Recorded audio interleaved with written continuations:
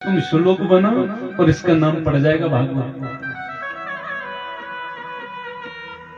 नारद जी के चरणों में प्रणाम करके व्यास जी तो वहां से चल पड़े और ब्रह्म नद्या सरस्वत्या आश्रम पश्चिमे तटे शाम्य पास इति प्रोक्तम ऋषिणाम सत्रवर्धनम। सरस्वती नदी में स्नान करके शाम्यप्रास आश्रम में बैठ करके और व्यास जी ने भागवत की रचना करना प्रारंभ कर दिया। भागवत बनकर के तैयार हो गई। ये कथा सूत जी सौनकादि ऋषि मुनियों को सुना रहे हैं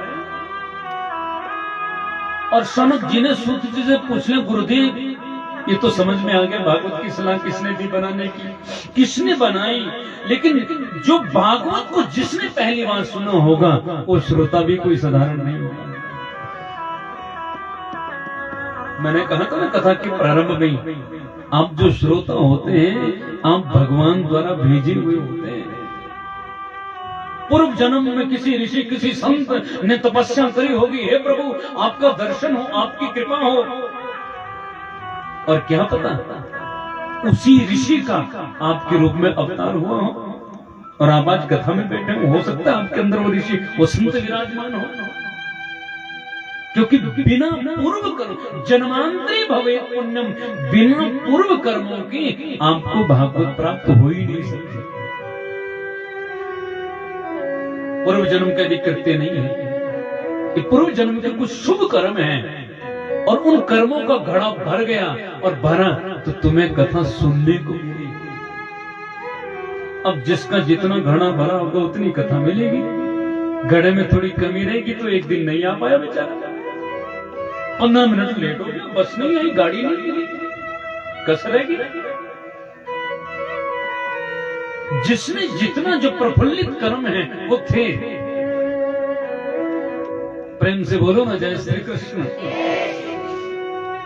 आप बोलेंगे महाराज हमने सुनी नहीं, इसका मतलब तो पूर्व जन्म के कर्म है, हमारी तो गलती है नहीं।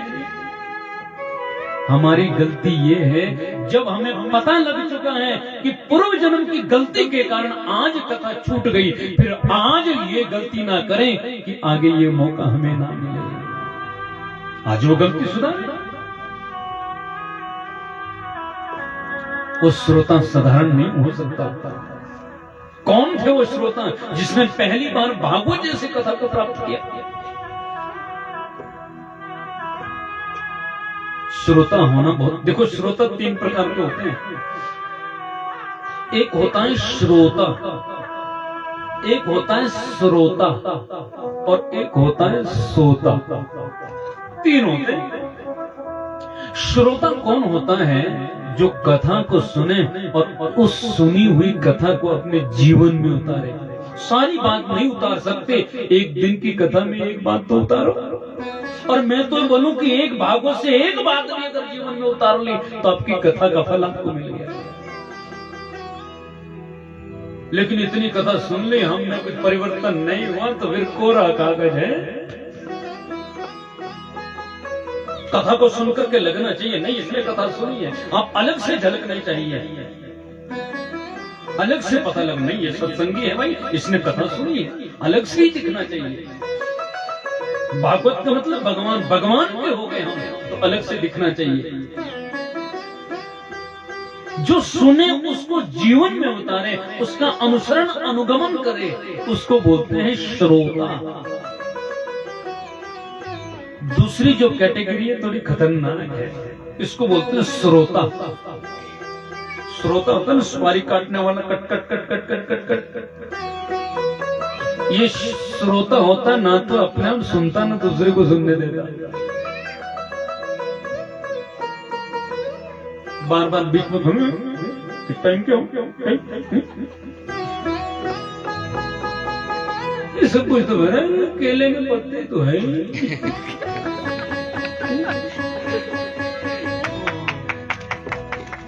पंडाल ऐसे बनाए, व्यवस्था ऐसी, ये तो ऐसा ही, तो वहां तो ये था, वहां तो मैंने देखा, यहाँ तो है ही नहीं। 4 घंटे इसके इसी झकझोर में बीत जाते हैं। ये होता है श्रोता। ये खुद सुनता नहीं, दूसरे को सुनने नहीं देता। और जो तीसरा होता है बहुत ही शांत होता है जी। हाँ, ये किसी को कोई डिस्टर्ब करता ही नहीं है, इसको बोलते हैं सोता। घर में बच्चे सोने नहीं देते, अब बढ़िया मौका है। हाँ? बीच में कोई टोक भी दे तो बोला नहीं नहीं मैं तो ध्यान समाधि में सुन रहा हूँ, बड़ा ध्यान लग रहा है, इसको बोलते हैं सोता।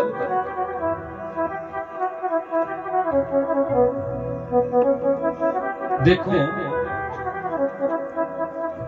घर में इतनी बढ़िया नींद नहीं आती जितनी कथा कीर्तन में आती है।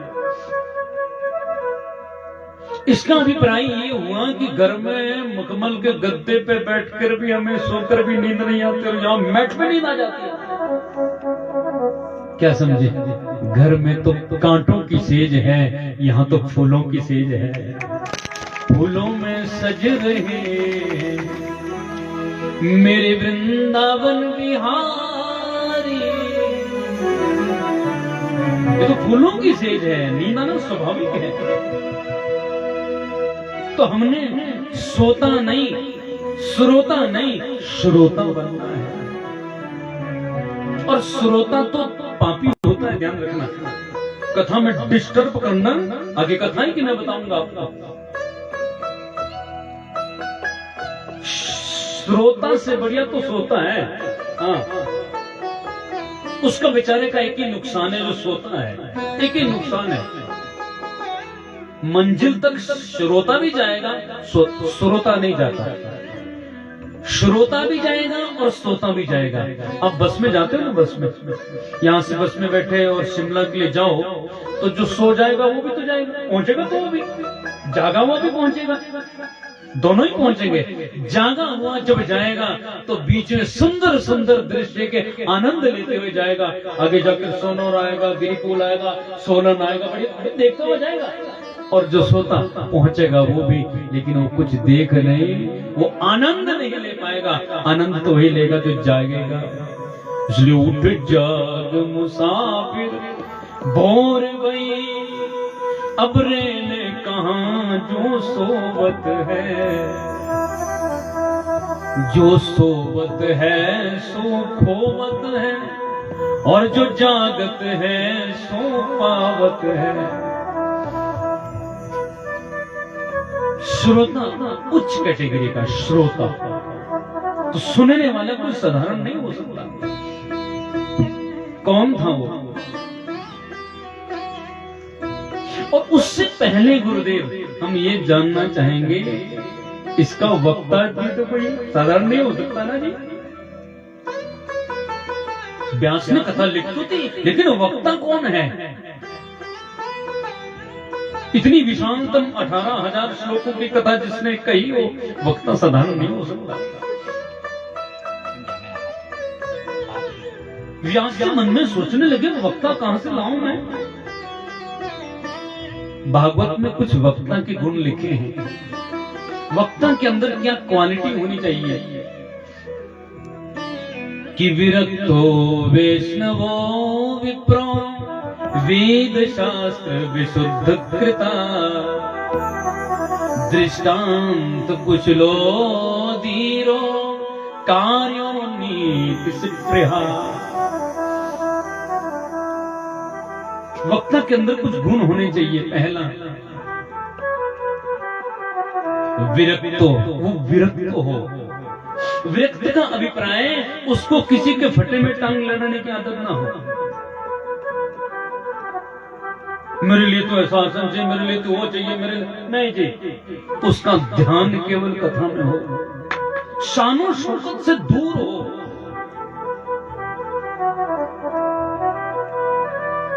वक्ता का ध्यान केवल और केवल कथा में होना चाहिए।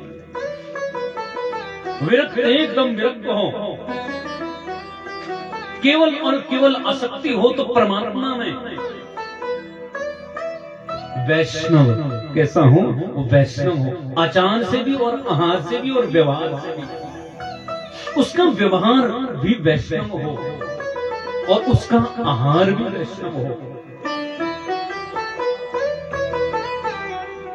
हमारे वस्त्र भी हों तो वैष्णव होना चाहिए, सादे, यानी कि दुल्ले की तरह टोपे लगा करके लोग कथा कम सुने उसको ज्यादा देखे।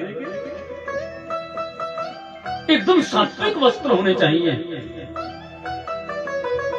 हाँ, ऐसा नहीं कि 20 12 ऐसा करना पड़े। ब्यूटी पार्लर में आए, कथा करने आए हो। हमारा व्यवहार सात्विक हो, आहार सात्विक हो। इनकी कथा सूत्र से हृदय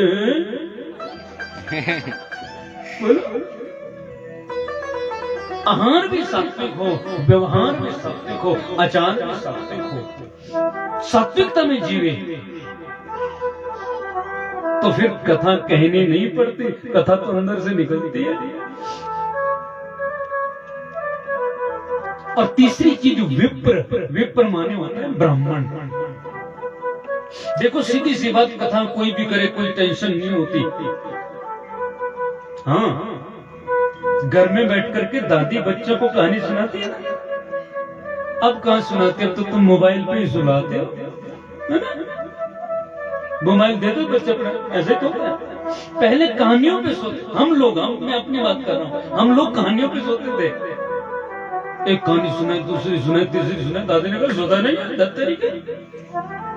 तो कहा दादी बोलती थी, एक था राजा एक थी रानी, दोनों मर के खत्म हुई कहानी।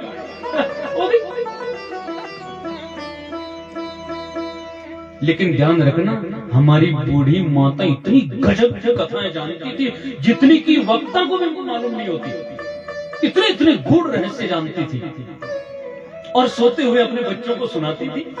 तो कथा आप कहीं भी सुना सकते हो, कोई आपत्ति नहीं है। लेकिन व्यासपीठ पर बैठ करके वर्णित होकर के कथा केवल ब्राह्मण ही कर सकता है, दूसरा कोई नहीं। बोलो जय श्री कृष्ण। इशारा किधर है, आप समझ रहे हो? ये वर्णित केवल ब्राह्मण हो सकता है, दूसरा नहीं हो सकता। कथा कोई भी सुनाए, कोई टेंशन नहीं है। कथा तो कोई भी कर, भगवान की लीला, उसका ध्यान, बात सुना ना, किसी के लिए माना नहीं है। किसी भी जाति वर्ग, किसी से भी हो, स्त्री हो पुरुष हो, कोई भी हो, वो बस में चलते चलते भी कथा लग जाती है जी। संतों की ऐसी तो लगती है, संत जो कथा करते चलते चलते भी कथा चलती है, उसमें कोई प्रॉब्लम नहीं है। लेकिन व्यासपीठ पर बैठ करके वर्णित होकर के केवल ब्राह्मण ही लिखा है। भागवत तो श्लोक पढ़ रहा हूं, विरक्तो वैष्णव विप्र ब्राह्मण है। और कैसा होना चाहिए? वेद शास्त्र विशुद्ध कृता, वेद शास्त्र में अच्छी पहन हो। देखो सर्वज्ञ कोई नहीं हो सकता। ऐसा नहीं कि वक्ता उसको सब कुछ ही आता होगा, ये संभव नहीं है, क्योंकि वेद तो भगवान है, उसका पार पाना हमारे बस की बात नहीं है। लेकिन कम से कम उसकी अच्छी पेट होनी चाहिए, उसके जो तथ्य हो वो शास्त्रोक्त हो, दृष्टांत कुछ लो, बात को समझाने के लिए दृष्टांत का उपयोग करे। अब क्योंकि इसमें अध्यात्म वेद उपनिषद की बातें हैं, इतनी जल्दी समझ में नहीं आने वाली। सुंदर सरल से दृष्टांत देकर के उसको बताएं। धीरो धैर्यवान हो। अब लोग तो ऐसा रहा कि कोई बनने लोग बेचारे की बैठे नाचने वाला भजन तो कहते ही नहीं, ऐसा भी होता है। लेकिन मैंने कहा कि 4 दिन की कथा तो बिल्कुल अध्यात्म की है। हाँ, 4 दिन के बाद तो उछल कूद प्रारंभ हो जाता है। और सच्ची बात बताऊं, बाहर से तो बहुत नाच लिए, दुनिया में बहुत घूम लिए, अब अंदर से नाचने की जरूरत है, अंदर से हिलने की जरूरत है। अंदर से जो नाच लिया,